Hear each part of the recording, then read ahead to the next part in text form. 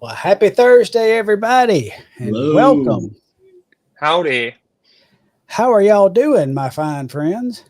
I'm great. I got out of school. My last day of school was yesterday, so I'm great right now. Excellent. Well, I am so happy to look out here across the crowd and see all of y'all joining us. And it's been about 2 weeks and 2 days Mhm. since we were live. Seems like about a month, though. I'm ready. I was ready to get back going. So I missed you guys. Missed you, man. Yeah, man. Yes.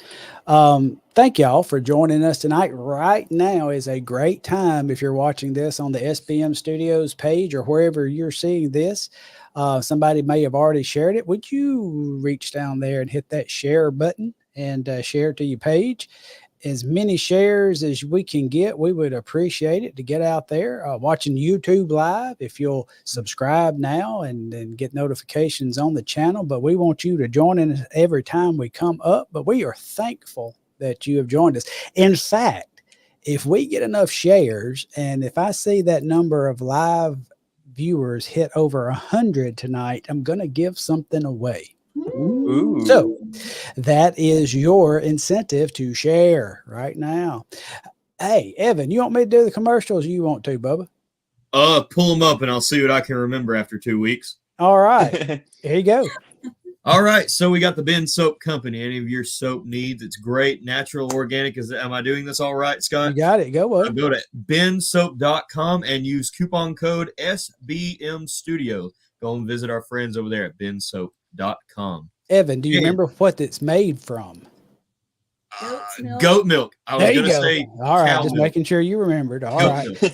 And mypillow.com. Use the coupon code SBM Studios for all your pillows. I've not said this yet. I got to use a My Pillow a couple weeks ago, and it was the most comfortable pillow that I've ever used. And I am a very movie sleeper, and I used it, and I was out like that.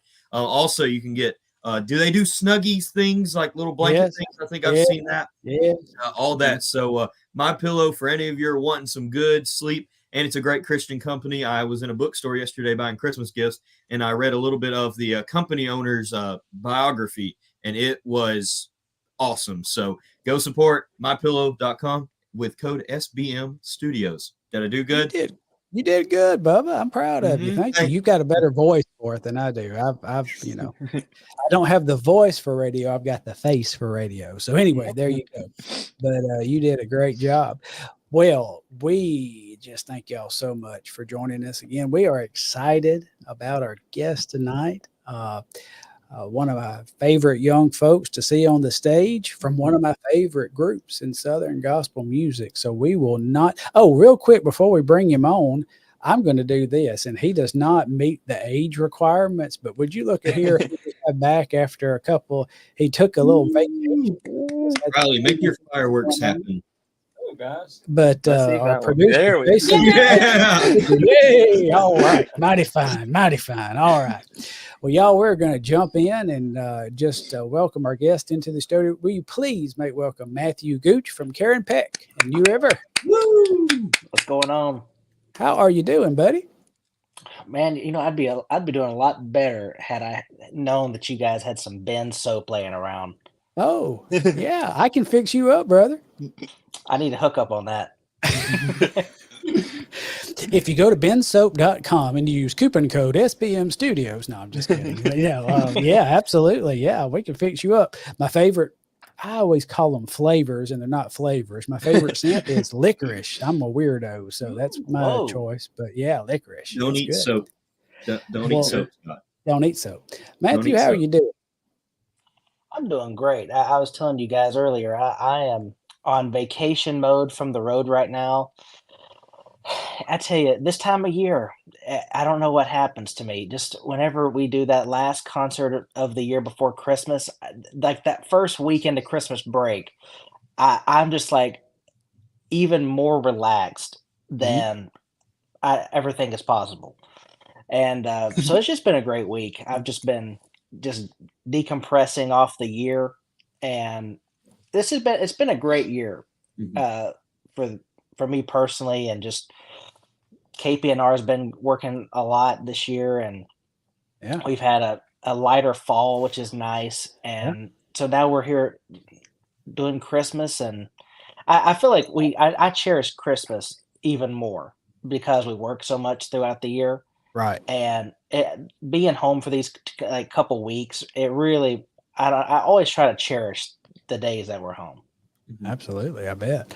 And definitely want to say thank you from our crew here and all of our watchers for taking time out. I know this is your vacation, and I hope it wasn't too much of an intrusion for us to have you tonight, but just thank you for taking the time and just sitting back in the easy chair and joining us. Oh, I'm actually in our second nursery room because I didn't want the newborn crying to disturb our interview. You are fine. We have been on child watch a couple of times. We had Ben and Maria Wolf on, and of course, we knew that if there was a cry over the monitor, we had to take a time out so that we can roll with it. Whatever we need to do. But well, I tell you what, let's do this, and then I'm going to turn it over to my young partners. But most folks who are watching, I'm sure, know who you are. But if you will, just take a second, just like this is the first time someone is meeting you, and just kind of tell a little bit about yourself, Matthew. Well, I am 31. I have been Karen Peck is my mom, in case people don't know. That always gets a laugh. I don't know why, but That's what we'd heard. I was 10 days old when mom brought me on the road for the first time. Wow. And I've never, until COVID, I had never been home for more than 2 weeks ever. Wow. Yeah. And so I went to public school for kindergarten and first grade, and the school system didn't want to work with our schedule anymore. And so it forced mom to homeschool me, and she did. And so I homeschooled through my senior year. And then when I graduated, I did Liberty University online. I started playing guitar for Karen Peck and New River in 2010 full time. And then from there, I finished my degree in 2015, and I started Solid Ground Coffee in 2017, and it's just been a progression from there. And I feel like the responsibilities of KPNR keep growing each year with me. Yeah. I started doing more of the social media stuff, and I run our Bands in Town page, so I started putting all of our dates in, and so it's just been a progression. It's fun, I like to see. I think it's a challenge to see how much growth that I personally can help KPNR gain throughout a year. Right. So Fantastic. that's a little bit about me. Yeah, and that social media job is a job in itself. It is. To manage, especially all the presences that you guys have. So, y'all, before I turn it over to my young friends, again, y'all watching us, we got several folks live. If you will share, please share on Facebook. Click that share button and share with your friends, and on YouTube as well. Like I said, if we get 100 concurrent watchers, and I'm watching our numbers here, if we get that, I'm going to give something very special away. But I'm going to turn it over. Who wants to start us off tonight with your questions? Ladies first? I guess I can. Okay, ladies first. Go ahead. Avery pointed at me, so I guess Riley, did you want to go first? I mean, I don't care. I don't have a preference. Whatever's good. I kind of have a question on mine, and I'm one of those. If I don't say a question, it's gonna leave, and I won't get it till like the end of the thing. What got you into playing guitar, and why guitar? I have always loved guitar. Even I have memories of my dad taking me to kindergarten, and he loved bluegrass. And my dad would play group bluegrass records on the way to kindergarten, and the guitar always stuck out to me. And so I don't know. It's always been something that I've gravitated to. Like everybody, the number one question I always get is, "You don't sing?" No, I'm not a consistent singer. I'm very pitchy, and I I have just always wanted to play guitar. That's been my love since I can't even tell you how old I was when I fell in love with it. I loved it so much even before I physically could play it. Hmm. And so it's just been an instrument that has always I took 3 years of piano, in my, going into my teens, and, like, from probably 10 to 13, I took piano, and I enjoyed it, and I'm glad I can understand how the chords are built on a Hmm. piano, but there's something about the way a guitar feels underneath my hands and, uh, being able to make sound come out of a guitar. It's just I love it. Well, you talked a little bit about growing up on the road, always being on the road. So somebody asked, what is your favorite road story from growing up? Ooh, where to That's a hard begin? question. Yeah. That's a very hard question. Let me think. Do you have, like, a specific category? It can be funny or what. It don't matter whatever's. Let's see. I will say the first time that we got to go to Europe, I was 12, and we got to go to, you know what? We went to Scotland, and it was an amazing weekend. I'll tell you a very memorable story to me that I've never told on any kind of interview before, and this actually ties into me, loving guitar too. One thing that Karen Peck New River, I will say, have been very fortunate with opportunities to get to do things that a lot of other artists don't get to do or ever got called to do. But there was a festival in Colorado, in Estes Park, Colorado, up in the mountains, that took place for years, and it was a contemporary festival that they would do, but they would always bring one Southern gospel group in each night for the festival. So it was really a mix.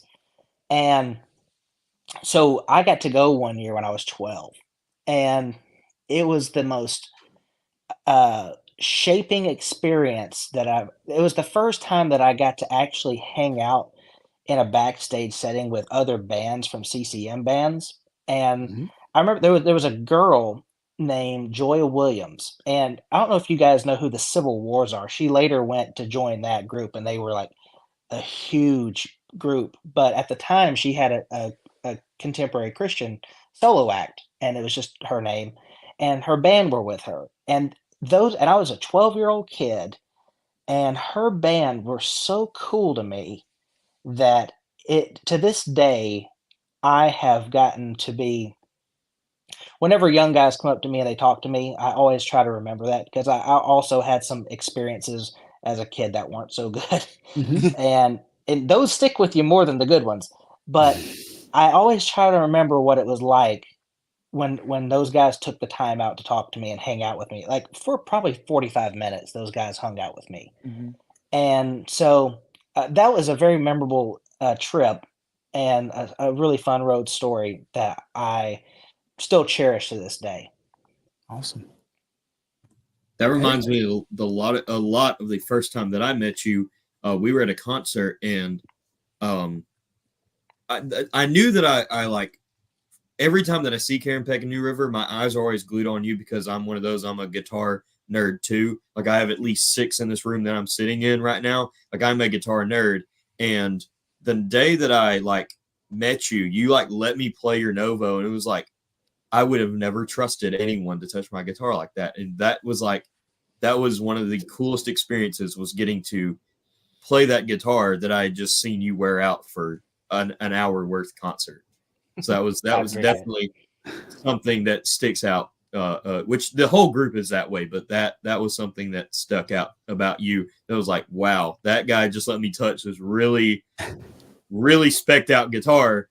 I would have never trusted. I think I was 15, 16 at the time. I would have never trusted 60-year-old me to touch that guitar.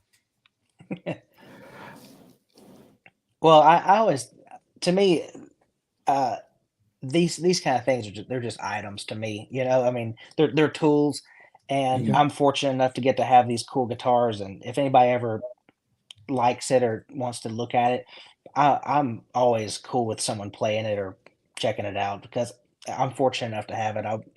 I like to show people, these things are possible. You know, it's the same thing with people showing me because a lot of these guys and you know a lot of these guys have never even held a nice guitar before that come up to Right. me and do that. And I just want to put that kind of instrument that takes that kind of craft to build. I like to put it in someone's hand so they can Mhm. feel it and experience that. Yeah, that's awesome. So with bluegrass being one of your biggest influences, what groups were some of your favorites? Or guitar players? When I was a kid, well, now I expanded away from bluegrass pretty quick. Right, When yeah, but when as I a got a little kid. older. But when I was a kid, well, the guy who that Dad would play all the time was a guy named Mark Wheeler. I think his group's called Mark Five. Mm. I think Riley might know. The Marksman? Marksman. Yeah, Yes. dude, you're on it, man. What's bad is we just did a thing with them a couple months ago. Ooh. I forget. But Dad played their records a lot because he's from our town too, so he's local. Mhm. And he played their records a lot. Then I grew up obviously listening to the Primitives a lot. Mhm. And another thing, I think one thing that instilled into me too is a lot of people don't know that the famous acoustic guitar player Brian Sutton got his start with Karen Peck and New River. That was his first ever gig when he was 17. Wow. And so there's a lot of respect, and I respect Brian. Gosh, he's such a guitar hero. And getting to and he still is so gracious to play on KPNR records. And I always like to pick his brain whenever he probably gets tired of me picking his brain whenever we have him on the sessions. But so him coming from that bluegrass scene too, I think has always seeped in as well. Right. Excellent. Before we hit another round of questions, I'm going to reach over to Brother Jason and see. We've got some folks that's viewing. We like to let them say howdy. We may have a question or two from here. So he's going to pop some up. Miss Hannah Bradford says, "Hello, friends. Thanks, Hannah, for joining us." Miss Megan Edgeworth is one of our normal, regular viewers. And I like, Blaine Rayleigh. He's on as well. How about Aaron? I like what Aaron said up there. This guy. Is it a your pillow when referring to somebody else's my pillow? That might be proper my pillow etiquette. I don't know. Thank you, Miss Harrison. You're also one of our normal viewers. And should I use normal or regular? Because we don't know. We'll go with regular viewers. So, all right. Let's go with regular. All right. Ah, hooty hoo. I knew he was going to have some. We got an owl in here. Got an owl in the house. And it's weird to see Matthew on a live stream before 11 or midnight tonight. Yep, absolutely. Aaron's the man. He is the man. There's another hoot. Man, the owls are traveling tonight. Oh, what is this? Question from Matt. Did y'all find your mom's Christmas tree ornaments? I guess you know what that question is referring to. So should I give the backstory on this? Sure. Okay. So this is a funny thing because I have made my mom so mad the past 3 weeks. So we were doing a night owl, I think 2 weeks ago. Maybe it's been probably 3 weeks ago.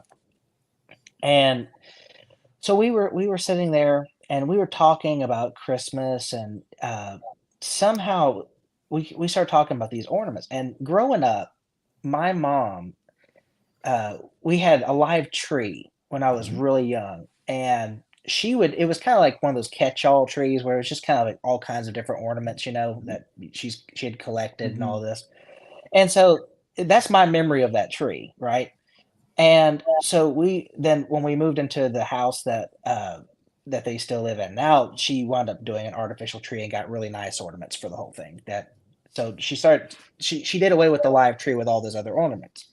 So we were up there talking about this one night, and somehow she got bent out of shape that she had been collecting these Hallmark ornaments for years. Like she said, I collected those ornaments for 20 years religiously every year. I would get all these ones, and I looked at her and I was like, no, you didn't.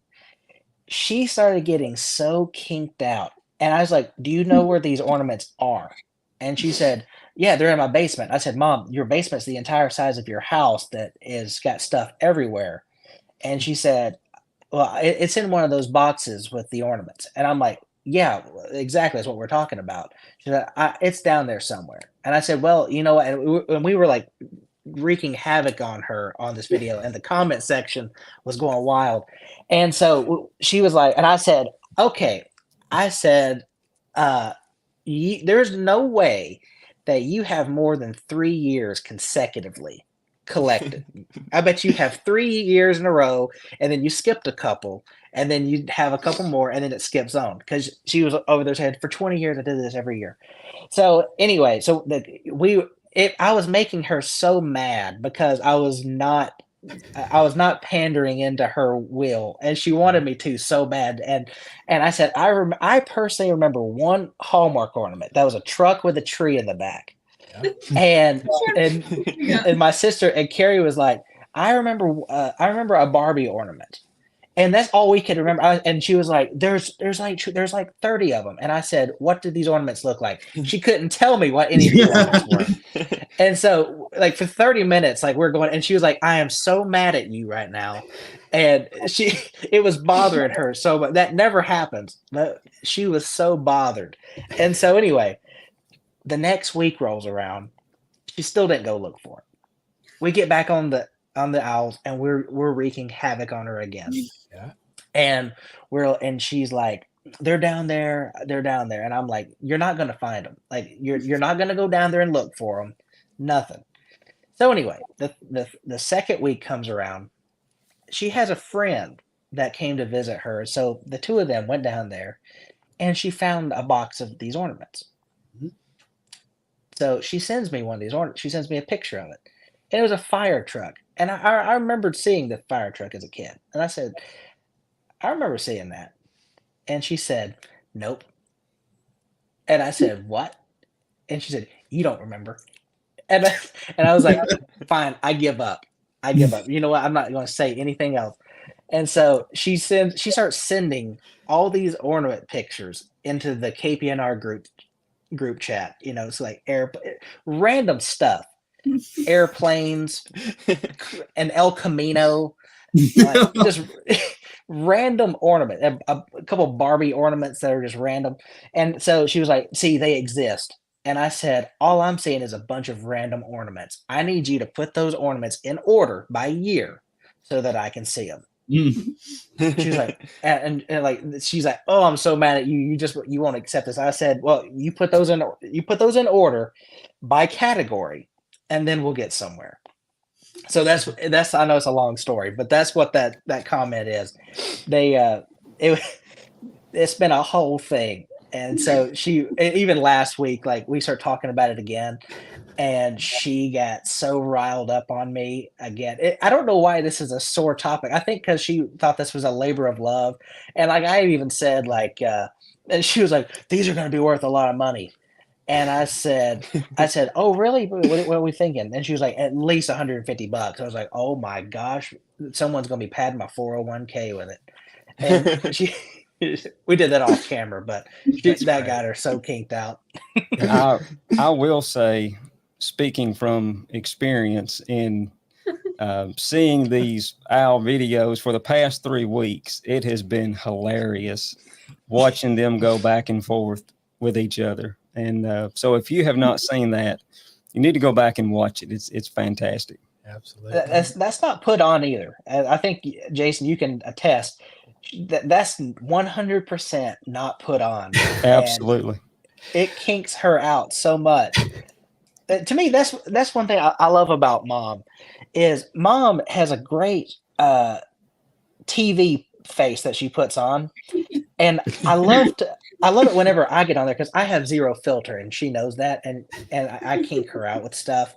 and I'll say things that are a little edgy, you know, and it just peels those layers off of her to where she can't maintain her little, like it's just who she is, you know, like it's not put on or anything. It's That's just who great. she is. And I just say little things that gets a little edgy on her, and it just peels those layers back, and then you know it's like those ornament things. It just gets her going. Yep. That is fantastic. I like the reel. I like the unscripted and the Mhm. reel. So thanks for sharing that. I guess this next comment was having to do with your school record that you were going over a little bit earlier. Pat said that you may have graduated, may or may not have graduated valedictorian. So that's cool. Congratulations. That's Yeah. awesome. Yeah, that's awesome. When you're homeschooled, it's not an easy feat, but sometimes you can pull that off. That's And right. I'm fortunate that I got to. Thanks, Scott, for joining us. So one of my good friends. I met Scott. When did we meet him? 5 or 6 years ago. It's been a little bit. But man, Scott is an awesome guy and one of the best supporters in gospel music. I love me some Scott Medley. Absolutely. Scott is amazing. He is awesome. Johnny Parrish, Matthew is an awesome guitar player. #1. So you have reached #1 status You're tonight. At the That's pinnacle awesome. of Southern gospel Man. guitar. You're there. I love Joyce. Her and her friend, Johnny. She comes with her friend Joyce, and Joyce, her last name's Gooch, and we're not. We think we're related somewhere down the line, but the two of them come. Oh my gosh, I have gotten into some crazy conversations with those women. That is awesome. Yeah, that's good. Let's pop up a couple more, and then we got a Maryland viewer on. All right. Karen Grimes. Karen, thanks for joining us. Karen's and Doug Matthews from Indiana. See you on the cruise. He's going cruising with you. So I will Let's too. go. Gonna be good. that's awesome. You going? Riley, can you pack me Yes. in my bag? I'll have to get an extra large back. Well, no. She I'll can be put your some holes in carry-on. a box. Yeah. Um, I'm just kidding. I can't go anywhere. I've got school. you got school. Yeah. So, thank y'all. And we don't always hit all the comments, but we really want to give shout outs to y'all who support us and watch. And we thank y'all so much, and keep commenting. We'll see what we can get to a little bit later. Yeah. Perfect Put some edgy time. questions in there. Yeah, well, just drop those questions, make them tough. That we'll see if we can peel back the layers on Matthew. We'll take up from this, Karen. So I'll hear about let's that pop later. up that picture that you Yeah. just was fixing to pop up. Tell us a little bit about this crew. Oh man, you've been doing some homework. Sure. That's my family. That's a new picture. My little boy he was only about a week old right there. He's 6 weeks old now. Yeah. And my little girl Isla on my shoulders up there. I was going to say Presley's sat beside me. Isla is going to be 2 years old next month. Oh, Wow. So, and then that's my wife Presley right there. And Yeah. we've been together since we got married in 2018. Awesome. Yeah, I didn't ask permission, but I hope that was okay to share that. Oh yeah. So are the grand youngins already ruling the bus? They don't come out very often. They don't come out yet too much. Okay. No, we've brought Isla out Yeah. a couple times, and it is, I told Mom, it really, I mean, it's a lot when they come Yeah. out. I mean, I love having them out, but it is a lot of work. And go ahead. I was gonna say, which now think about that. You're talking about with your mom taking you out on the road and Carrie out on the road, and so many of these artists, wow. I mean, I didn't go on vacation for the first couple of years after we had Garrett because I really didn't want to be tortured. And I'm just saying, you got to pack your house. You got to, everything you got to get ready for. So we just stayed at home. So you're thinking about 4 or 5 days a week on a bus. That's something else with a youngin. So I don't blame y'all. Well, my mom takes the opportunity to rub it in my face. See what I did for you. Yeah. But dude, I totally get that though, because like last year taking Isla on vacation for the first time was such a chore. Yes. And this year was fun. Like we had a good time this year. But last year, I mean, she was 6 months old and it was such a chore. But my parents love watching them too. So like Presley and I like went away for breakfast a couple mornings, and that was nice. Just That's awesome. Have a little break. But yeah, I totally get that. Let's open up the floor for more questions. Y'all shoot away. I've got one. This one, the retired. Yeah, one. I was gonna say. So I normally ask everybody if you could travel with a group that is no longer on the road, they're retired, former, whatever. Who would it be and why? I guess as a musician for you. Yeah, that's why. Easy. The Magrooters. Oh, Okay. They're good. Yeah. Oh, Their band was awesome. Yes. nice choice. The only group that I can find in Southern gospel music that had overdriven guitars. Mhm. I heard that. You're right.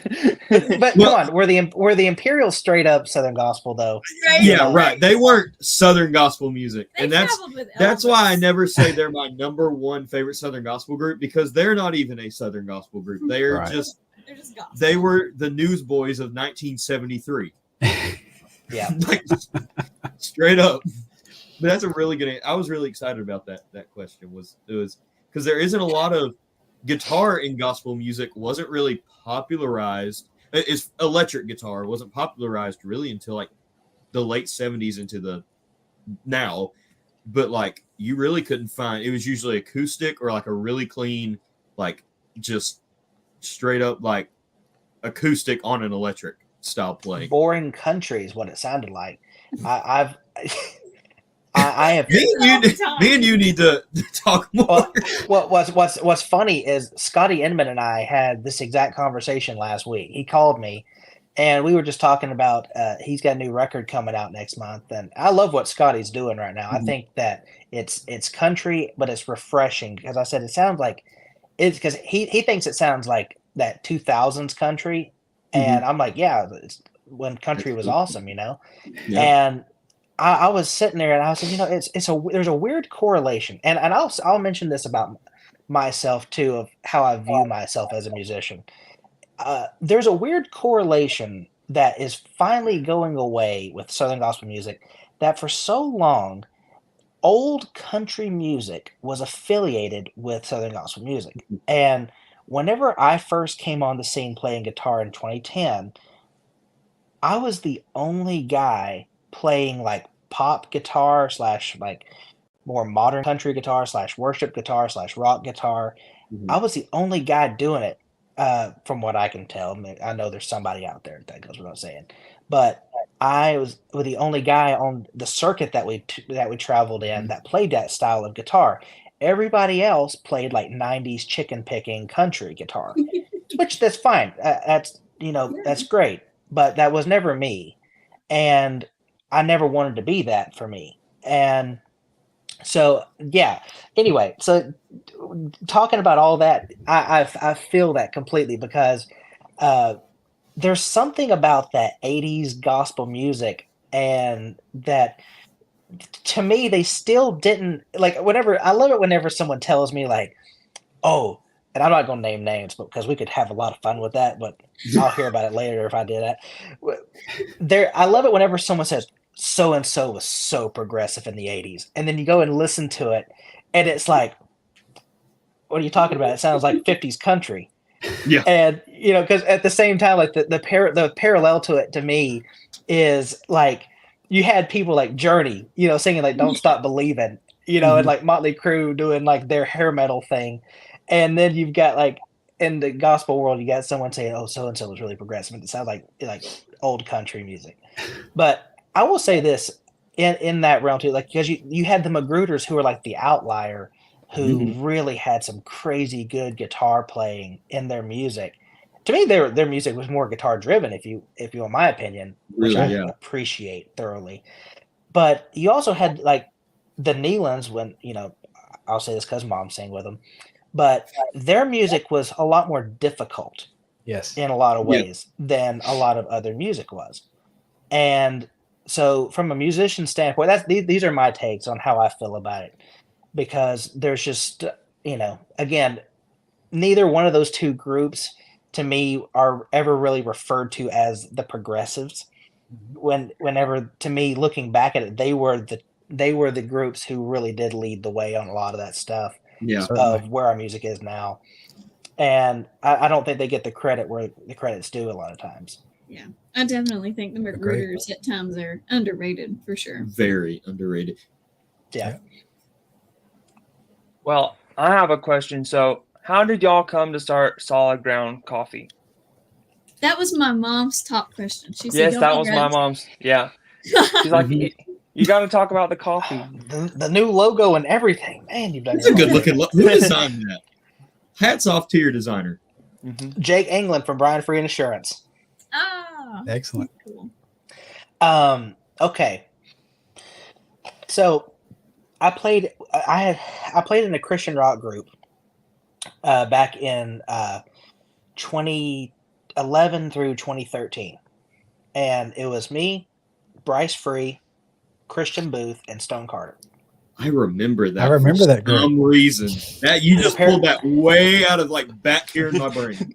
The Parachute Parade. Yep. We have a Facebook page. It's still up. The album's on there if you want to listen to it. So we started playing. We made a record. Oh, thanks, Blaine. And we had the best time doing the record, and we had some great times doing that. And so anyway, one weekend we had a couple concerts that we did, and so we went back to my house. We had finished. The bus had left. I didn't go on the road that week, and there was a band who. I'm giving you guys the long story. I hope this is okay. You're good. You're fine. Go ahead. So this is my coffee journey. I love telling the story. So there was a band that we had followed, and the guitar player of this band had started a coffee shop in San Diego, California. And so Christian and I were like, "Hey, we need to order some of his coffee and try this." And little did we know it was craft coffee, and that's the term if you want to get on the hot term, craft coffee. And so we ordered some of his coffee, and we didn't know what we were tasting, but we knew it was great. And like we were crushing this bag over the weekend. And so the buzz came in, and we had some ready to be made in the coffee pot. And so Dad walked in the door, and he just hit brewed this coffee up, and he came and sought us out. He was like, "Hey, what's that coffee in that coffee maker?" And we were telling him, it's this guitar player's coffee shop. And he said, "This is the best coffee I've ever had."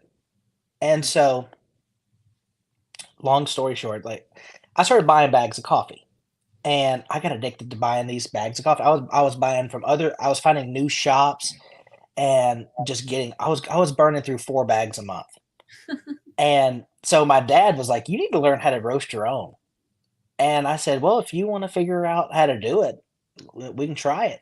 And so he started doing some research. Then he started roasting some, and he was burning it so bad that I couldn't drink it. By this point, so this would have been like 2016. I was getting to be a pretty big coffee snob by this point. And so I started doing it. I was like, "Dad, I can't drink this coffee you're roasting because you're burning it so bad." And so I started trying it and started tweaking with it. And so we started doing some different methods, and like we wound up using a nut roasting basket with a rotisserie motor on a grill. And so that's actually the origins of where Solid Ground Coffee came from. And then we started talking about it on Karen Peck and Over's Facebook. I was roasting these batches of this coffee, and we would go live, and I would just be talking about, "Hey, oh yeah, I did this today." Again, the comment section were like, "When are you going to start your own coffee company?" And I was like, "I don't want to do it." They kept on and kept on and kept on, and I said, "Well, if you will support it, then we'll give it a try." And so in April of 2017, we started it, and I think the first year we roasted 100 pounds of coffee, and this year we've roasted 3,000 pounds of coffee. Wow. Wow. That's impressive. And so that's been our progression. We grow a little bit every year. It's really fun. Wonderful. And so then when my wife and I got married, a friend of ours from North Carolina, they built me a roaster, and it was made out of a concrete mixer. He's a welder, so he knows he's brilliant when it comes to this kind of stuff. And so he put this concrete mixer together, and put a motor on it that would spin, and then like had the thing for the fire to go in and everything. And I think he even had like a dishwashing drum that was on the inside that would spin. And so we had evolved out of the nut roasting basket to where we had this machine, and that machine could roast 4 pounds at a time. I made some good coffee in that machine. And we ran that machine so hard that we wore the bearings out in it. Wow. And so then in 2019, we bought our first professional roaster. And we've been using that ever since. And then when that goes down, we'll buy another one. But that's been kind of the evolution of solid ground coffee. And the name kind of came from Ricky Brady, the guy who sang with us at the time. I was like bouncing around ideas. I was like, I need to name it something. I thought about calling it like Mountain Man Coffee, and he's like, no, it's terrible. And I threw out some other names, and Riley's over here shaking his head. Yeah, it's terrible. Not me. No. That's not. And but he's like, you need something with like a play on words, like solid ground coffee. And I was like, yeah, that's fine. We'll do that. That's good. That's good. I love origin stories. And that was long. Now that's great. Now there's some confusion in the peanut gallery. Yeah, a little Blaine bit. is. Yeah, because Blaine says, "What do you say to people like Jason Baines who doesn't like it?" Now, Jason and Rachel Baines are big users of solid ground coffee. Yes. They love solid ground coffee. Doesn't like Papa hates The ones who do not drink coffee but support it would be me, and I think somebody very close to you is not exactly a coffee drinker. I think I remember this from talking with her. Am I right? Mm-hmm. My own mother doesn't support my coffee business. She's a Diet Mountain Dew / Diet Squirt drinker.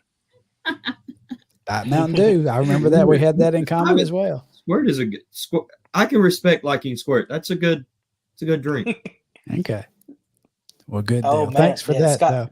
Scott Medlin's one of my biggest supporters. Yeah. He bought the last 10 pounds of my Christmas coffee that I had. Awesome. That Christmas coffee was fantastic.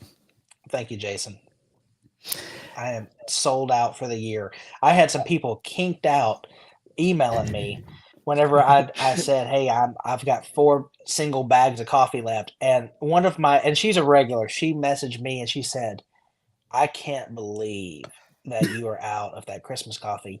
She said, "Next year, you need to email some of us and ask us how much that we want to buy throughout the year." And I will say this. This woman, since November 1st, when I launched that Christmas coffee, has bought 15 pounds of that coffee. How much is one bag? How many pounds is a bag? So we offer 2 different options. We have like a normal 12-ounce bag, which is like the normal standard size bag. Then we offer a 5-pound bag. Oh. She has ordered 3 5-pound bags. Oh, wow. She burns through coffee. I don't know how she drinks that much coffee. I am laughing. I'm one cup down, and I'm like a little squirrel running around a room with 1 cup. 15 pounds. I'm sitting here, and I have learned. I have got a new phrase that I'm going to write down and pick it up and use it, because I've never heard it before. But Matthew's used it a few times about being kinked out, and I've never heard anybody say that before. Tomorrow, Jason, at work, when I'm gonna make my boss upset. I'm gonna say, "Well, don't get kinked out over everything." I've got to remember that. That's awesome. I want to be in the room when you do that too. Yeah, you want to be with me? That is awesome. I'm writing that down. I'm learning here. See, you're helping Papa learn some new phrases. So I was trying. Well, talking about that. Especially with Riley and Avery and Evan in here, have you guys heard the new? And I heard this over the summer. Have you guys heard the new slang for hot dog? Glizzy. Yes. Okay. That's been around for a minute. Yes. It makes me uncomfortable. I don't like it. I refuse to join the trend. I have used it all day long today, and I even I went to my local butcher shop, and we did burgers and glizzies tonight, And I've never heard a person use it in conversation. I used it in conversation with my butcher today. I was like, oh, and I did the same. I did the whole setup. I was like, hey, dude, do you know the new thing that you call these hot dogs? And he was like, no, what? And I said, glizzy. He was like, really? And I said, yeah. He was like, okay. So actually, Grant Gibson, my new nickname for him is the Glizzy Gobbler. You never know what you're going to learn when you tune in to Southern Gospel Forward. That's Right. We're really putting the I love forward in that. Southern Gospel here. That is awesome. Awesome, awesome. Whose And turn also, is it for a question? Is Yes, it Avery? Glizzy with a G, Blaine. Glizzy. Yes. Man, I'm so glad you knew that. That makes my heart so happy. I graduated high school last year. If you don't want to know any slang, I got you. I'm just an old man. I don't know nothing. No. I learned something. I had not heard I that. only know because I live with somebody who just graduated high school. Yeah, I'm gonna start referring to Evan as Champ for the rest of this video. Champ. That'll stick. I have a headache from laughing that hard now. Holy cow. I'll jump in with a quick question. Is that okay? Yeah. Go ahead. So Matthew, and this is really changing gears, but I'm thinking about you growing up on the road with a true legend in the industry, Southern Gospel Music Association Hall of Fame inductee and officer of the SGMA as well, and one of the most loved personalities in all of Southern Gospel music. I've never met one person that does not just love Carrie and Peck Gooch. She's a wonder, and that includes me. I love her to death. So pure, so genuine. Love to watch her interaction with the fans at the table. It's just such a pure heart. All these years, what is one thing that just sticks out to you that you have gleaned or gained from watching your mom on stage, maybe off stage, just something that you take away that just helps you because now as you're growing in the ministry, something you've taken away from her example. There's no one like her being able to communicate with a crowd. Yeah. There's nobody like her. She has a gift. She can read the room. We were at this happened a lot of times, but one more recent last year, we were at a concert it was a multi-artist thing, and Dean Hickman with the Guardians was out in the audience, and they went on right before us, and they had a killer set. And so we go up and we're having a great set, and something happened. We got a quarter in, and we were doing The Answer Is Jesus. And so at this point, that song was only about 4 or 5 months old. And so things are still fresh, and this woman in the audience just stood up weeping, and Mom walked off the stage and walked over to her during the song's going, and she hugged this lady. It was an unusual that doesn't happen all the time, but this particular time really sticks out to me. And she they were hugging, and come to find out that girl's son, that woman's son, had just passed away like a month before of an overdose. And that song was just really speaking to her. And when we got done, Dean Hickman came over to me and he said, "There's nobody that can do that." He said, "I thought we had a good set, but your mom just showed it." And that's always my takeaway from Mom. Mom does not get intimidated by rooms, no matter who's on the set. That's been her biggest thing, that she's always focused on the group. Is she said, you trust your catalog and your songs, and you go out there and be you, and you don't worry about anything else. Perfect. And time after time, I have watched that happen. You're on a program with groups that you think are polar opposite than you, and you just go out there and you do your songs. And we don't change one thing in our set that we wouldn't do on any other night. And we've put that to the test too, because like we've had situations over the years to where like we're in some kind of situation and we'll say, I think we should do these songs right here because I think this will work with this audience better. 10 times out of 10, it never works. But you go out there and you stick into the flow of what you do every night, and it works every time. So that's Awesome. that's my takeaway from her. I've learned that from her. Awesome. Question 2 from the from viewer. We got Megan Edgeworth ask, how is your dad these days after his health battles? Maybe you can give an update on there. Yeah, Dad's doing great. He, his cancer is gone. He'll be 9 years cancer free. Amen. I believe it's 9 years this coming February, and he is doing great with that. Like he got released from Emory University this year to where he doesn't have to come back for yearly scans anymore. Mhm. And he has had some issues with his arm. The radiation from the cancer treatment fried the nerves in his arm, so he doesn't have full mobility of his arm. But he's hoping to have some nerve surgery. I don't know what you call that, but they're going to try to reroute some nerves to where he can gain some more function in his arm. Okay. So that's Fantastic. something that he's been kind of following that trail down now, and that's kind of where he is. But all in all, he's doing great. And the cancer was really a wake up call for him because he worked way too much. His day started at 5:30 in the morning, and he didn't get home till 8 o'clock at night when we were home during the week.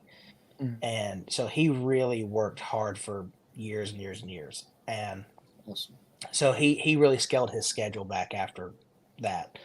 And I really think that that's helped him a lot. And I feel like he's a lot healthier now than he was before he had cancer. So Fantastic. But yeah, he's doing great. Great. We're thankful. Very good. Thanks, Megan, for that question. Well, Matthew, we don't want to overstay our welcome. Have you got time for another round of questions with the guys? Absolutely. I'm here, man. Like I told you, I'm on vacation mode. We'll okay, very good. Want to go? Very good. All right. I've got another one that I asked. Typically, everybody. So, what would you do if you didn't play guitar, didn't travel? Like, what would a normal job be? Ooh. Let's see. A normal job. It's been is it sad that it's been years since I've thought about this question? Let's see, a normal job. Profession. I've always thought I would be a good lawyer. Okay. My dad always told me that. He thought I'd be a good lawyer. My parents tell me the same thing. Interesting. I always like the answers from everybody. We've had a range of things, so we have. Yeah, we have I bet you a have. huge range. It would have been honestly like for me. I'm not really a good handyman, so that kind of counts me out. It would have to do something with probably like a higher education going into a job like that. Like that would probably be the route that I would go into. I've always liked the idea of a doctor too, but like I wouldn't be good at general practitioner because I wouldn't want to examine people's bodies all day. Right, you have to be a specialist. Yeah, like a foot specialist. Nice. Scott's over there agreeing. Nope. But yeah, I think probably I would have to lock my answer in on lawyer. That's probably what I would do. Final answer. Cool. Excellent. Who's next? Have I been given too long of answers on this stuff, by the way? No, you're good. No. You're Was I perfect. supposed to do one-word answers? No. 5 is per. No, I'm just kidding. No, you can take as long as you want to. We are intruding on your time, so you and I'll guarantee you, everybody watching wants to hear as much as you'll give. Yes. So lay it out there. This has became my favorite question since my first episode. What is your favorite road trip snack? Because you've grown up on a bus, especially like being a teenager and like junk foods and all that. You know how teenagers are. But as you've grown up and more matured into adult life, we've seen folks that have kind of went along with like healthier options. So what is it now and what has it been? Because you've been on a bus all your life. So a road trip snack is really just your favorite snack then. Well, okay, I have two. Okay. One of them is a newer thing. So growing up, I never really liked chocolate, and I definitely didn't like nuts. And as an adult, I have fallen in love with Snickers bars. Okay. Hey. And so if That's I'm going to go for a candy, that's what I'm going for. But the snack that I eat, especially when I'm driving the bus, Mhm. is corn nuts, original flavor. Evan loves. I him some love a nuts. corn nut. That was one of my favorite road trip snacks. Evan and me are like the same person. I'm We looking. would be I'm dangerous looking in through. the same room. I'm looking at myself in that room right there. Step brother. I got to work on the beard a little bit, but we'll get it. Yeah, corn nuts. I drink a Red Bull and eat corn nuts whenever I drive the bus. Usually with corn nuts, I'll go with the Gatorade because if I drank Red Bull, my heart would just like go through the windshield. But Ooh. you know, I I already have a fast heart rate, and a Red Bull would just ramp it that much more. Since nobody will ever like bring me snacks or anything, because that's one thing I know Evan always asks. So maybe you'll get some of those snacks given to you on the road. When we went to Mentone this past week, we stopped by and picked up, and my son's name is Garrett. So what it caught my attention, the bag caught his attention. There was a bag and it was like Garrett. That was the brand. And it was the Chicago style popcorn, the cheddar cheese and caramel mixed together. Oh yeah, yes, Baby. yes, Baby. Where's That this is- at? yes. Mentone. Mentone? Well, it was actually at Sam's on the way to Mentone, but the bag did not make it back from Mentone. It was Dad got to go by Sam's tomorrow. yeah, Hey, it was great. If So you- that's if you my guys, new, if you guys want to go down a weird rabbit trail and it's worth your time, we were at Triumphant's homecoming this year, and this guy brought us this bag of these chips, and this guy's from West Virginia, and you can only get these chips in West Virginia. The brand is called Mr. B. okay. There's a flavor, and the bag is purple. This chip is the best chip I've ever had in my entire life. It is the best way to describe it is a barbecue chip crossed with a salt and vinegar. Now we had a chip brand down here, Golden Flake from Birmingham. Oh. They did like barbecue and dill pickle, and it was. I feel like it would be similar to that. It was really good. It's different. You know what's Yeah. funny? No, growing up, I always stayed away from Golden Flake because it looked like a generic brand chip. Golden Flake was my We're- stuff as we're a kid. Golden Flake only house. It wasn't until last year that I realized that it was a boutique chip from Alabama. Boutique chip. Boutique I chip. love that. Whoever designed that label did a terrible job because I steered clear of that chip for years. For 30 years of my life, I stayed Well- away from that chip. Branding is all you need. Well, the It doesn't problem matter if was, the product is bad. yeah, the problem was the label and branding was developed years ago, and it just never was. I mean, it stayed the same, so it had that look like from days gone by, and it stuck. So, but yeah, Golden Flake's good.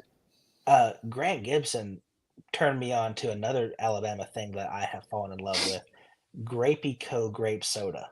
Sure, Oh, yeah. yes. Is that Yes. an Alabama? My Yes, that's Lord. only an Alabama thing. Didn't know that. It is. Yeah, you can't get it over here. I mean, if you're coming over here, you gotta drink Fanta. Yep. Grapey Which Co. I is still like. Graphico is pretty good. very Now, Another- okay, and this might be a Riley question because he strikes me as the type that would buy this. Have you guys had knee highs? Yes, Yes. I love a Oh, peach man. knee high. No. No, It's an What? old soda. It's an Yeah. old brand. Can I go get something? The real peach quick? one's great. Yes, Yep. the peach one is great. I love the grape. Now, I will say I like the grape knee high even more than the Grapey Co. Yeah, they're good too. But I It's like good. peach Glass is my bottle. favorite with knee high.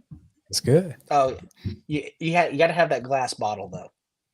Speaking of glass bottles, the greatest thing ever, Cheerwine. Oh, North Carolina. thing. Ooh, Mhm. it is not in Alabama, but whenever I was in North Carolina at Hominy Valley, I was in a gas station and I saw it and I was like, that's a new drink. I'll try it. You can only get them That's at good, yeah. Publix here in Alabama.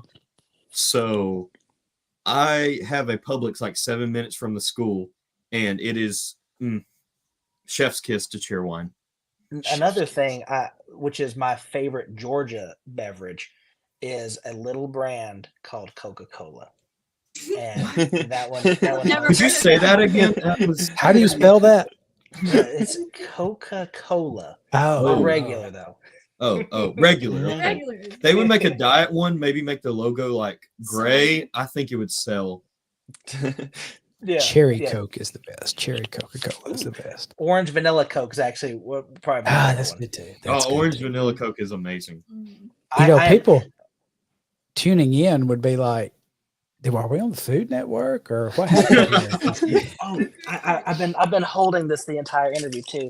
I was really excited about tonight because I've got this Oh. just sitting in the wings the whole time. Yeah, Ah, you know, it's this time of year, so I've been sitting on this all night, just waiting That's to bring awesome. it out the opportune moment. that You is guys- How did awesome. you don't even have one? I don't even have one to show off. Usually I'm stocked with the Christmas tree cake. Yeah, we're going to change the name, Blaine, to Soda Talk. Soda talk. Last thing I'll say about food, and then I know that Riley's waiting in the wings with another question, but talking about Alabama delicacies, would it be a delicacy?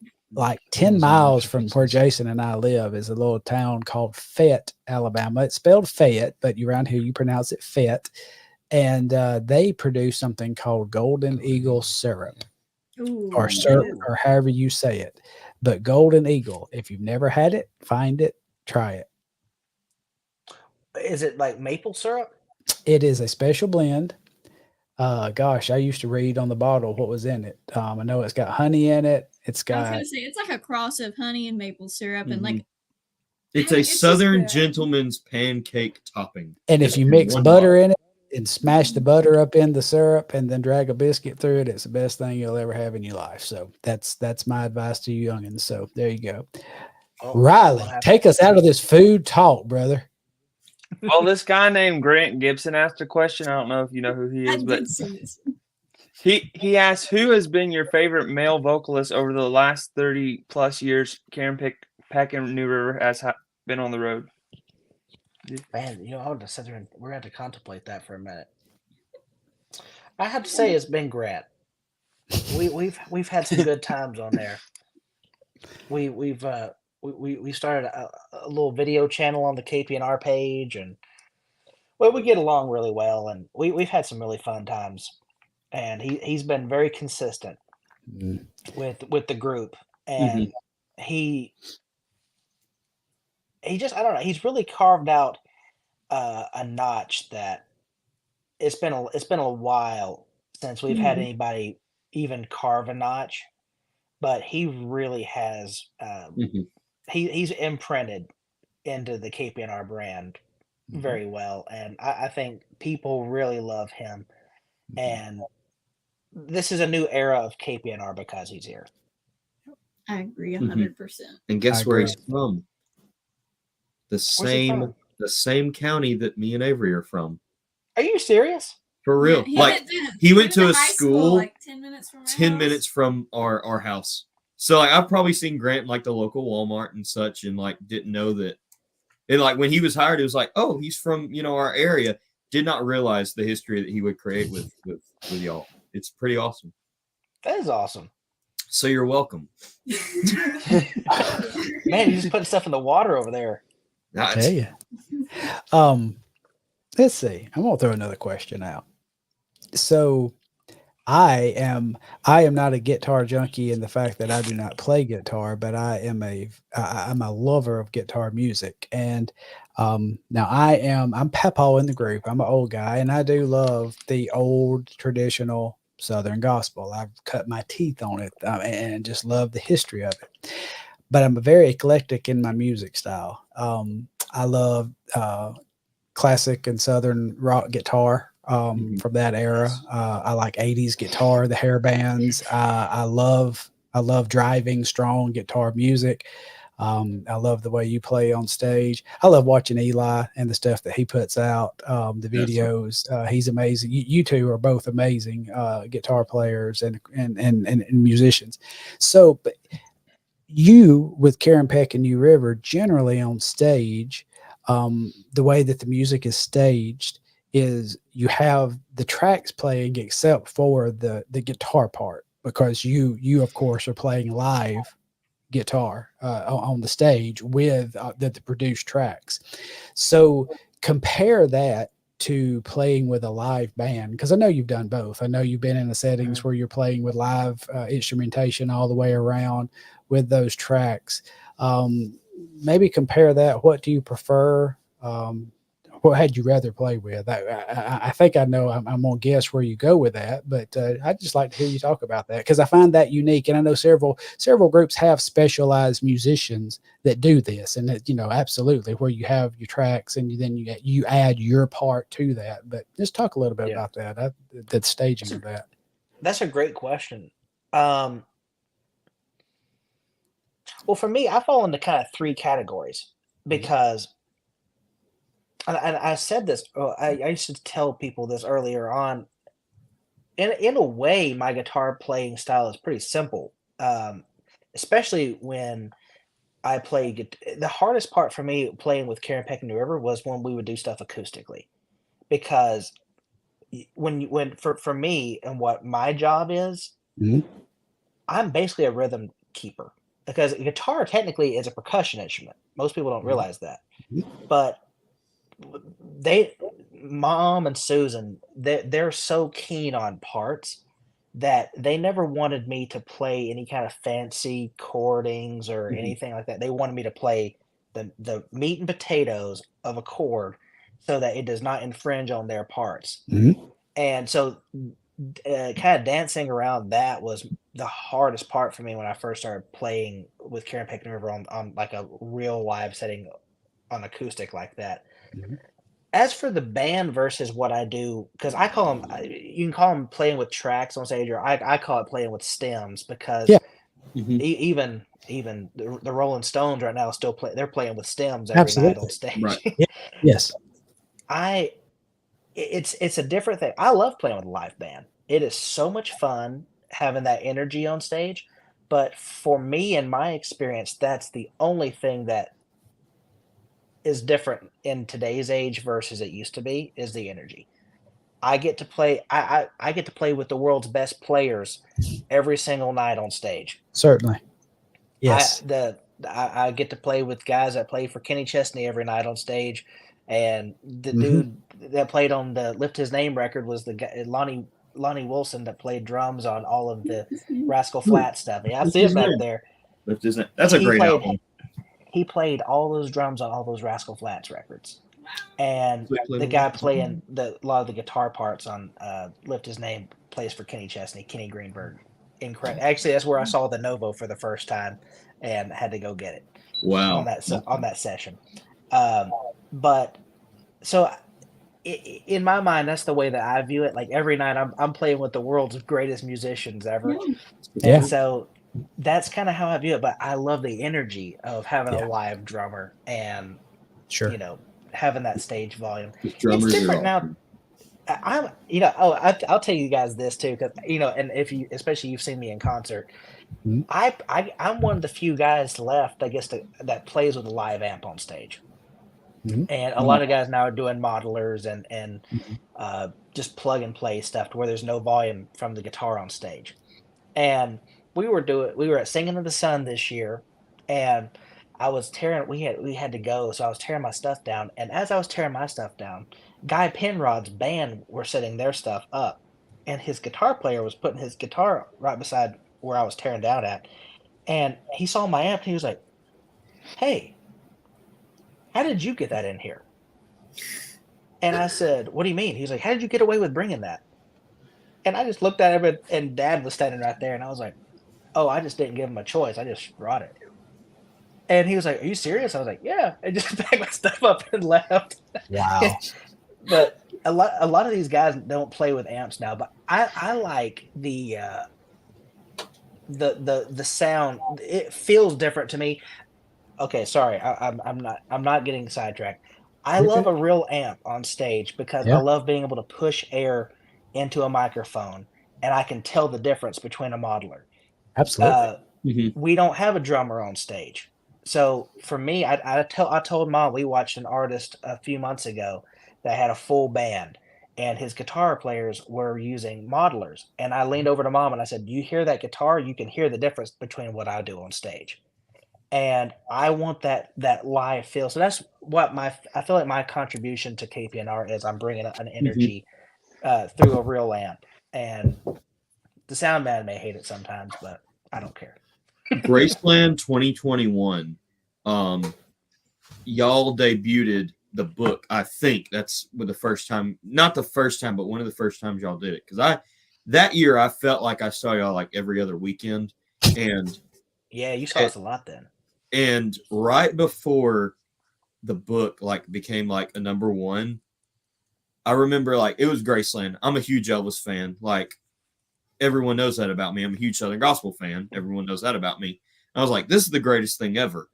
And y'all were I think the first group up that day.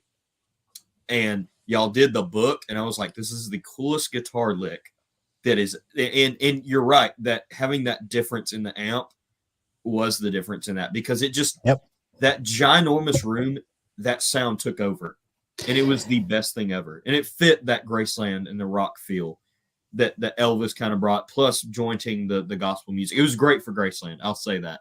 Like it really got the bridge. So what is your favorite lick, I guess you could say, in the Karen Peck book, or favorite songs you play every night? Every night, let's see. Well, right now, dance is fun. Mm-hmm. Yes, that's a fun guitar lick to play. I love all the little tambourines in the crowd. That cracks me up. I love it. It's fun. I love playing. We don't do it every night, but I love "Ain't No Grave" for guitar work on that. Yes, there's a lot of little nuanced guitar parts that I love to get to play on that. That's one that has stuck out to me whenever I see you play. Is that one is really fun. It is fun. It's a fun. To me, that's a fun song to learn how to play too, because it's not super complicated. There's just a lot of little parts that you get to play on it that are different, because it kind of changes a lot, and it kind of and that door is always open to where I can change little things here and there every night that I play it. It's one of those things that doesn't interfere with anything. That's a really fun one. I do love playing. The Answer is Jesus is a lot of fun too. I love the hook line on that. I've gotten to where I embellish that one a little bit more too, but that's a fun one to play. I get to use a lot of reverb and kind of bring. I'm talking to Scott. I get to bring some of that '80s hair metal guitar tone in that with a little ambient, little big reverb sound. Come on. Absolutely. I love it. And going back to one thing you said is, and we're sitting in just a little studio, and I've had folks come in and do different things with guitars, and you talking about the modulars, like that. A pod. Yeah, this is just a pod, but you compare you compare sticking into this versus what you're talking about with actually the real, coming into the real amp and there's no comparison. I mean, when you're listening to it, I mean, I'm like you, I'd much rather hear what comes out of the amp into the microphone instead of what comes through when you just plug into this and into the board. I mean, I've noticed it, and I'm not a guitar player. Madison Easter was the first person I ever saw that had one of those, and he used one of those on the road for years. Yeah. And because those sound great, they're nice and they're convenient. Yes, definitely. I mean, because goodness, you can do so many things with this. But I'm an old school junkie. I like the amp. I do too. There's a session guitarist that I call him my guitar mentor because I've learned more about guitar from him than maybe anybody. He said good tone is heavy and hard to carry. That's right. That's good. I thought that's a true statement. That's really good. don't you pop up Caden's question up there, Jason, and we'll start getting the wagon circling here. Caden Howell, our last guest that we had on, he was in episode 8 of Southern Gospel Forward, asks, what's your favorite Christmas song, Matthew? Do I have to mention a version too, or just a song? However you want to. Version matters. It's your answer. Make it your own. Okay, Celine Dion, "Oh Holy Night." Excellent. Ooh, that one's good. I listened to that last night. That's funny. Excellent. Growing up, that's what that mom loved that Christmas record when we were growing up, and so that to me is my childhood Christmas record. Mm-hmm. It's fantastic. I love every song on that record. And then later she got the Michael Bublé Christmas, and I like that one too. Yes. You're speaking my language. When you get to the Crooners Christmas, that's what I want to go with. I'm actually into Sinatra, Crosby, and Bublé is great. So we were having this. We were having this conversation the other day. Isn't it weird? Like there was an era of time back in, I don't know, the 60s, probably, when all those songs were recorded. Mm-hmm. Isn't it crazy, like the songs that people were writing and recording that are just being rehashed now? Yes. Mm-hmm. It just kind of blows my mind of how good a lot of those songs were, and they still hold up now. But no one's creating the same level of great Christmas material now. So, disputably, the last good Christmas song that was ever released was Mariah Carey's "All I Want for Christmas Is You." And that's just my opinion. I can't believe you said that, man. We've went all night agreeing with everything. That's the last time something like good or something new that's recognizable was ever released. Don't you feel bad for those people in department stores right now that have listened to that? That have heard that. I'm not a fan of the song. It's just the last thing that was new. No, you're right. You're right.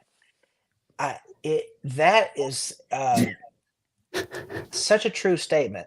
But I'm just thinking about it though. There's everything that we have in our society right now is based on nostalgia. You think about, like, there's no new movies or TV shows that are like original ideas for the most part. Everything is rehashed to play on your childhood. Yeah. I didn't say that I liked the song, Aaron. I said it was the last classic Christmas song that was released. Man, I just thought you was going to bust up. I'm hearing Aaron say, the last, like, I thought he was going to bust something up like "Cherish That Name," something, and went with Mariah Carey. Christian Christmas music. I feel like every year that a Southern Gospel group releases something, there's something new on those. But I'm talking as far as like the mainstream. Turn it on the local radio station. Hang on, I have to challenge you on this, and this might be a Jason Baines research question or a Riley research question. Mary, did you know? Mark Lowry, right? Mark Lowry wrote it, but Buddy Green. When was that released? Because that's a monster mainstream hit now. Yes, everyone does. Compared to the Mariah Carey, which one came out first? Late 80s, I think, was when Mary Did You Know came out. Mary Did You Know? Mary Did You Know? I think it was 87. I think so. Late 80s, early 90s. Okay, because Mariah Carey's version, that was 90s, right? 91, 92, somewhere around there. Yeah, it's later than that. I graduated in 92. It was not out yet then. I thought it was like early 2000s with Mariah. Random question or random statement. The number one song in the United States Billboard list the day that I was born in 92 was Boys to Men, End of the Road. Yes. Nice. That was All I Want is Mariah's came out in 1994. Okay, I was somewhere around that area. Okay. I knew it was early 90s. And what was Mary Did You Know? Okay, here's the answer to your question. It says that it was written by Mark Lowry in 1984, and the music was written by Buddy Green in 1991. Okay. And it was originally recorded by Michael English on his self-titled debut solo album in 1991. Yep. So Mary just Did You Know 3 came years first. younger. Okay. Yep. Wow. I didn't realize it was that old. So, Matthew, yes, that song of the year in your year of birth was actually my class song. So, yeah. Are you serious? 100% serious. Man. You serious, Clark? Yes, I'm 100% serious. Yeah, we sung that. A group of us sung that as our senior class song. So that is awesome. Ours was Free Bird. Sorry. Oh, It was a very good class song. And then I played it at one of our things, and it was the most like random thing to play Freebird at. I think it was like a band talent show or something. And me and a couple buddies were like, "Let's learn Freebird." It was something. Mine And was sad. I've got to 19 I've got to and fact it's check no longer. myself. I'm sorry. I've got to fact check myself. I'm so sorry. I had the right group, but no. You said "Come to the End of the Road," right? Yeah. Our class song was "Bye Boys to Men," but it's so hard to say goodbye to yesterday. My bad. Same Oh group. my. Yeah. It's so Yeah. hard to say goodbye. Oh, that's to a good yesterday. song too. But so the year you were born was my year of graduation, which that's why they call me Papa on here. So anyway, that's all. That's all. Avery, what did you say your class song was? Mo Bamba. What now? Mhm. Bomba. It's a rap just go song. look it Don't up. don't It go was look it not up. my vote. I voted for "Another Brick in the Wall" by Pink Floyd. I was overruled because it was 2019 and that was the thing. You Interesting. and Avery, you graduated Hayden, right? I did, yeah. Yep. Yeah. And Mo Bamba was our class song.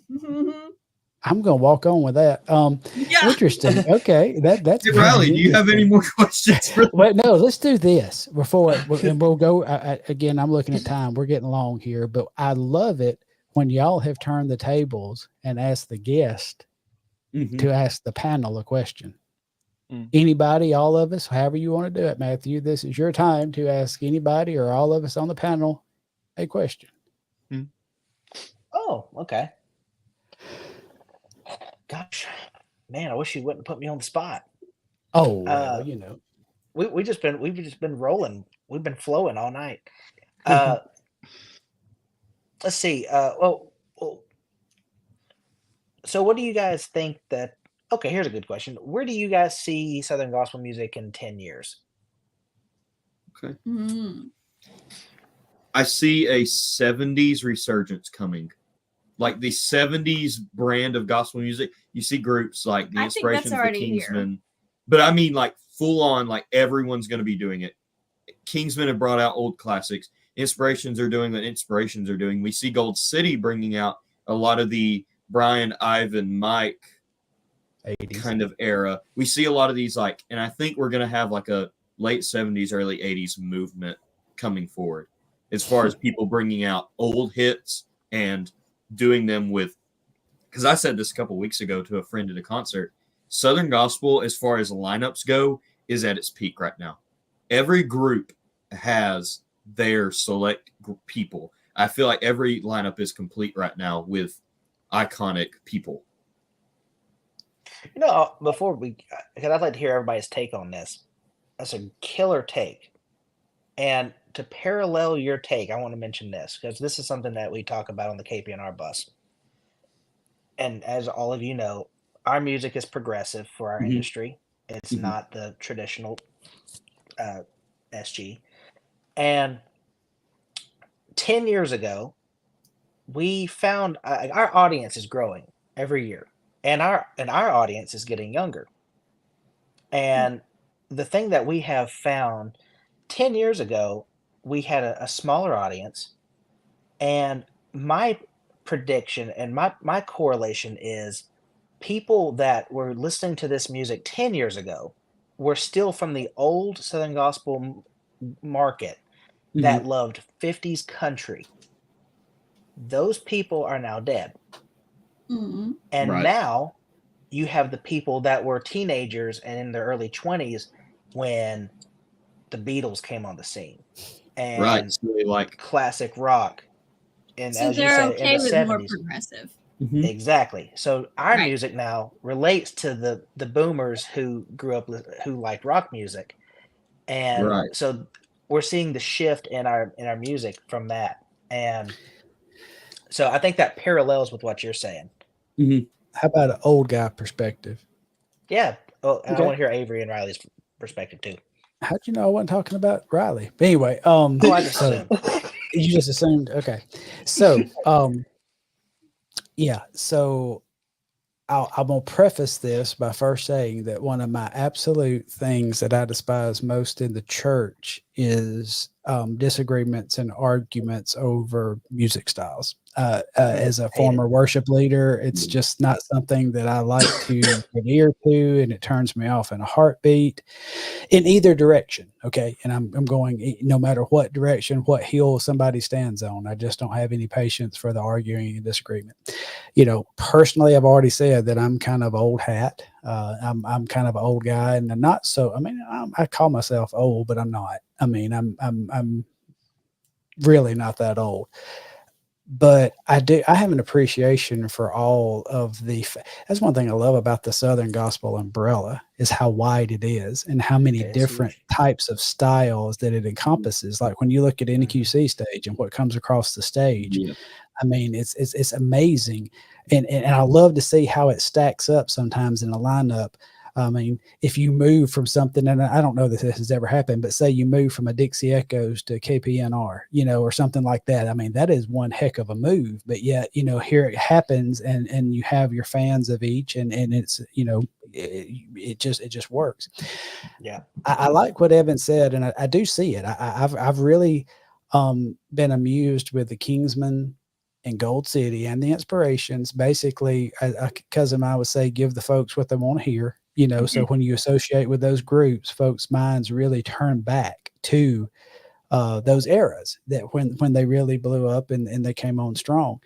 And I do see that now. I mean, you see more and more kind of tripping into that now and bringing it out. At the very same time, I do see like you guys, and yes, you've got Susan and Karen, the seasoned veterans in the group, but you also have Grant and you and Carrie in the group that makes up KPNR, and you have this youth there. I'm looking across, and of course, now as you see with this whole thing getting started, Southern Gospel Forward, I have a heart for young folks. I pay attention to the young folks, and when you look across the genre and you look at the talent in Southern gospel music, and you have talent all the way across the board. From you have somebody like young Caden that we had the last episode, and he is as traditional lead baritone voice singer as you will get, and doing a fantastic job at the classic Southern gospel sound. At the same time, you look across the bow and you see the sound, or you see the Irwins, or you see the Hayes family, classic convention style singing. And I just see it I think it's going to keep broadening. I mean, I may be wrong, but I think that there is a powerful core group of you young folks that's going to take us into a new era. And I'm really looking forward to it. I said it. I don't think that the youth is the future of Southern gospel. I think it's the present. And yes, I'm seeing those pocket groups of the resurgence, but I'm also seeing a lot of broadening. Maybe I'm looking at it wrong, but and to your point, Matthew, I think I never had considered the aging, because they've been saying Southern gospel is going to die since I was a child. Yep. And it's not. You just keep moving and it progresses and keeps moving. But yes, the crowd usually has some grayer, whiter hair, but that older group, and like you said, embedded in the 50s and 60s in the country and the classic sounds, to now I'm going to put myself in that 70s and 80s. Maybe not Beatles. Maybe let's move on into the 70s, classic rock, Southern rock, classic country. Even you look at country music that came into play in the 80s when you started moving in, and you started getting people in the late 80s introduced, like Travis Tritt and some of those sounds and things like that, which that's us.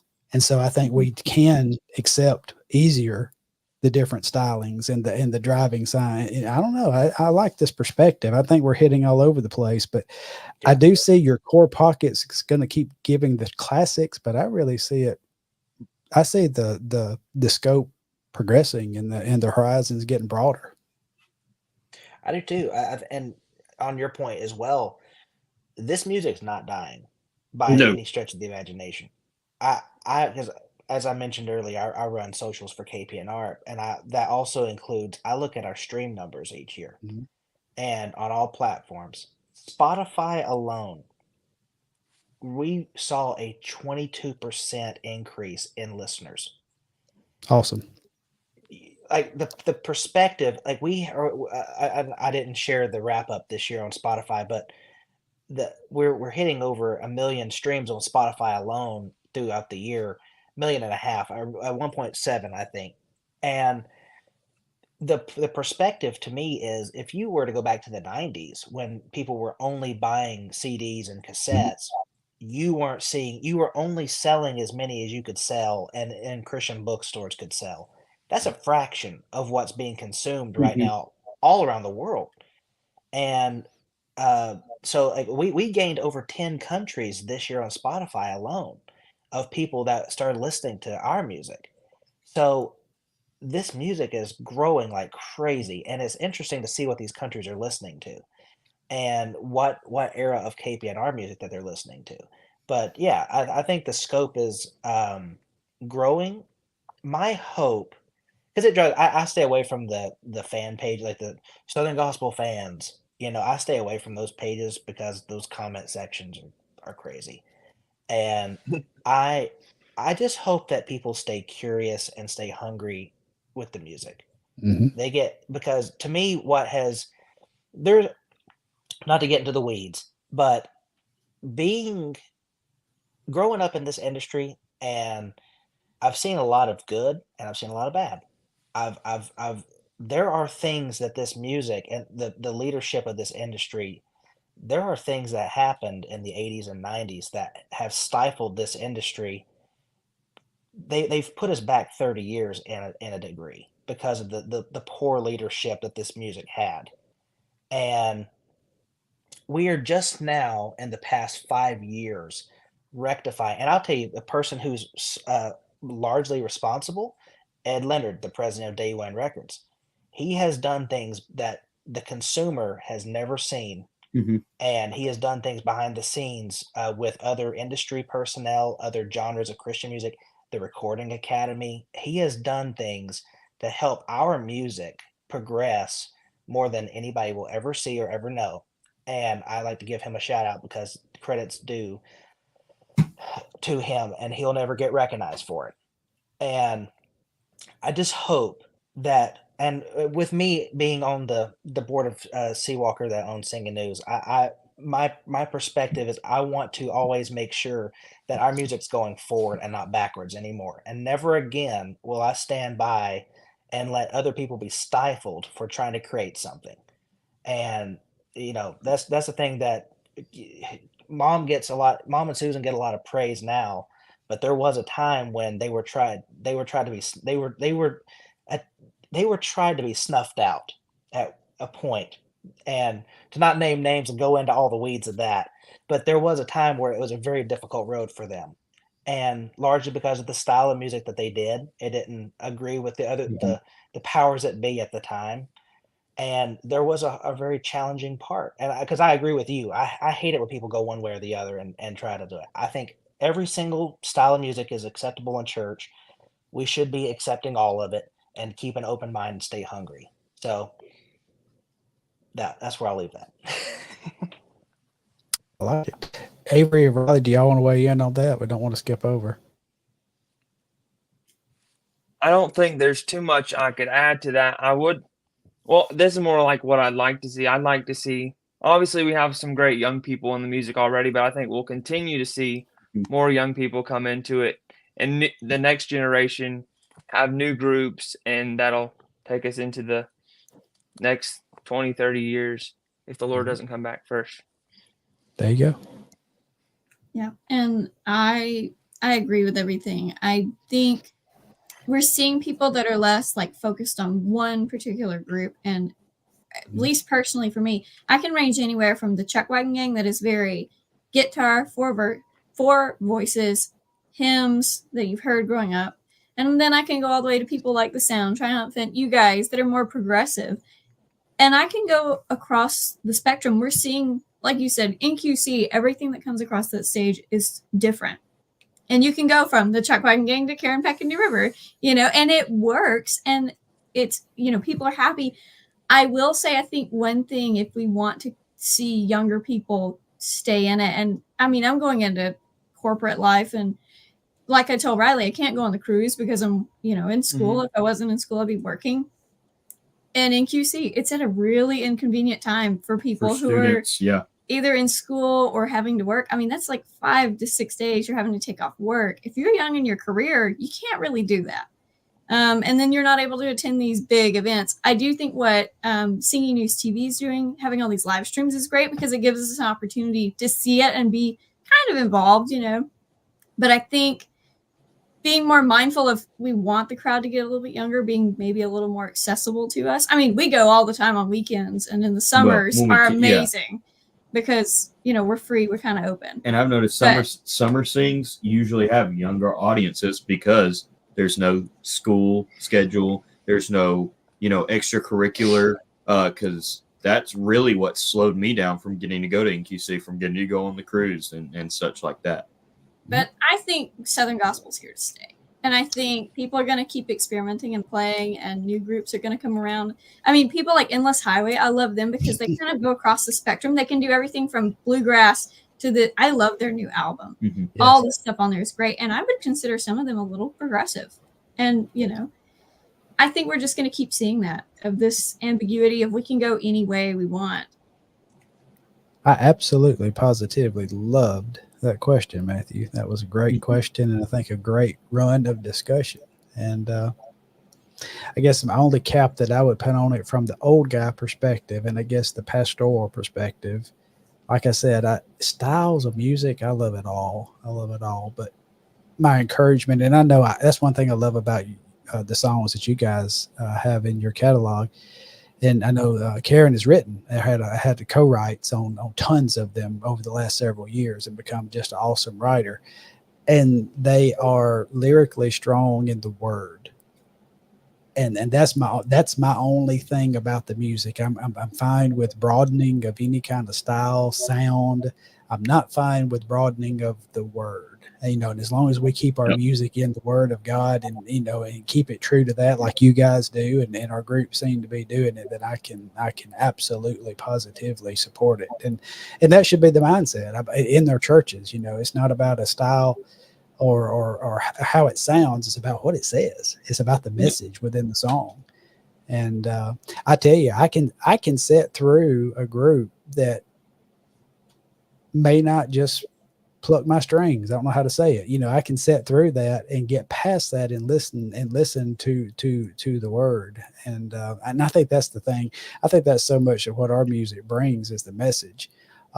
It's I don't even say it's easy to make rhymes, but I mean, you know, I listen to some of those hair band songs like we're talking about from the 80s. And if you listen to those lyrics, it's pretty, you know, they're just throwing stuff together to make a rhyme just so the guitar licks work. You know, I mean, it's easy to make music, but when your music has a message like the songs that you guys present on stage, that's all I need. That right there is all I need, and I can get lost in it. And I'll say this, and I don't want to keep us on for 4 hours or anything, but I'll say this, like music, because I am a musician, I listen to the music when I listen to songs. Absolutely. Which can get in the way sometimes when I listen to Southern gospel music, because it's like, oh, I'm so focused on what's going on, which is fine. But the whole point of Southern gospel music is the gospel and presenting it. And I've realized that Southern gospel music is like the only genre in the world that I will listen to the lyrics, because they're simple, but one line packs in a million things. Or you never know when you're listening to a song if you're going to need that 8 years down the road, when another song you hear, like Don't Stop Believing, like, yeah, it's a catchy song, but none of the words are going to get me through a hard time in my life. You know? I mean, Don't Stop Believing, like whatever.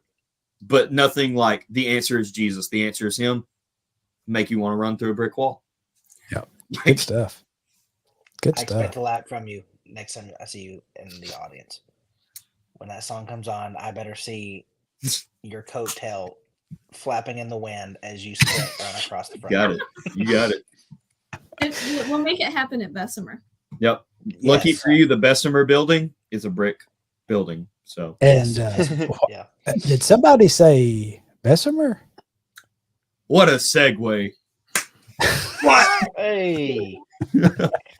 I tell you what, we had the most fun this January doing this tour with them. We're taking the same package from last year and this year, and we're bringing it this coming January. Yeah. We had the best time on this tour. Y'all, and several of y'all are still sticking with us. I'm glad you're still here after an hour and 40 minutes. But go look up Bill Bailey sings. Bill Bailey sings the gospel. Isn't that the way? Bill Bailey Concerts. concerts. Concerts. Bill Bailey. Concerts.com. Bill Bailey If you concerts.com. just If you'll type look Bill that up, Bailey, you'll find a comedian from the UK. Type in yeah, that concert. yeah, don't do that. Say Bill Bailey concerts, and this tour is awesome. You have Trumpet Quartet, the Hoppers, Karen Peck and New River, and the Guardians. I know they're going to be close to us. It's when I say us, the Bradfords and Jason and I, when in Bessemer, Alabama, on January the 19th. That's his flyer. But go look up that website. It's an awesome tour in several different cities, and check them out because. That it won't get any better than that. Let me just put it out there like And that. that concert last year was Awesome. a ton of fun Yeah. as an audience member to watch it. It was, I can only imagine what it was like on stage. So Matthew, while we're in the promotion, I do want to give due diligence to Karen Peck and New River. So for our friends watching, if you'll go to KarenPeckandNewRiver.com, you can find all things Karen Peck and New River, including tour schedules. You can find, if you want to learn a little bit about them, look at their bios, go look at the site, but you can also go to their store. And that's what I always ask you guys. Matthew did not have to come spend an hour and 41 minutes and 32 seconds of his time with us tonight, but he did. He's been gracious to us. Karen Peck and New River, Matthew, they all love y'all and appreciate the fans, but we need to appreciate them back. I'm a big believer in, and one thing that keeps this music going is ministry continues when it gets supported. And there's a great way that you can support the music by going to the Karen Peck and New River.com website and go to their store. Buy the music. I know they have USBs, they have CDs. Y'all have a couple of vinyls too, don't you?